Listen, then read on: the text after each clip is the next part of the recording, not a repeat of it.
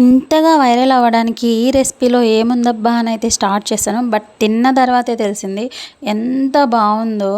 ఇందులో వేసిన వెల్లుల్లిపాయలు, కరివేపాకు అరోమా చాలా చాలా టేస్ట్ వచ్చిందనమాట. తిన్నవాళ్ళు ఎవరైనా సరే సూపర్ అని చెప్పాల్సిందే, అంత బాగుంది. నేనైతే చికెన్ బర్తా గురించి అయితే చెప్తున్నాను. పావు కేజీ చికెన్ తీసుకొని ఒక బాండ్లీలో వేసుకొని దానిలో 2 స్పూన్ల ఆయిల్, 1 స్పూన్ అల్లం వెల్లుల్లి పేస్ట్, 1 స్పూన్ ఉప్పు, 1 స్పూన్ పసుపు, 1 స్పూన్ కారం వేసుకొని బాగా కలిపేసేసుకొని మూత పెట్టుకొని 10 నిమిషాలు లేదా పావు గంట పాటు బాగా మగ్గనివ్వాలి. ఇంగిపోయిన తర్వాత వేరొక బాండ్లీ పెట్టుకొని కొద్దిగా ఆయిల్ వేసుకొని దానిలో 4 ఎండుమిరపకాయలు, వెల్లుల్లి రెబ్బలు, కొంచెం కరివేపాకు, 4 పచ్చిమిరపకాయలు వేసుకొని బాగా ఫ్రై చేయాలి. సన్నగా తరుముకున్న ఉల్లిపాయ ముక్కలు కూడా వేసుకొని ఒక్కొక్కటిగా ఇలా ఫ్రై చేసేసుకోవాలి. ఇలా అన్నీ సపరేట్గా వేయించుకోవాలి. ముందుగా మనం వేయించి పెట్టుకున్న చికెన్ అయితే ఇలా చిన్న చిన్న పీసులుగా మ్యాష్ చేసేసుకోవాలి చేత్తోనే. అలాగే వేరొక ప్లేట్ పెట్టుకొని వేయించి పెట్టుకున్న అన్నీ కూడా ఈ ప్లేట్లో వేసేసుకొని కొంచెం ఉప్పు వేసుకొని బాగా చేత్తో కలిపేసేసుకోవాలండి. మీకు చేయి మంటగా ఉండదు అనుకుంటే కవర్ యాడ్ చేసుకోండి.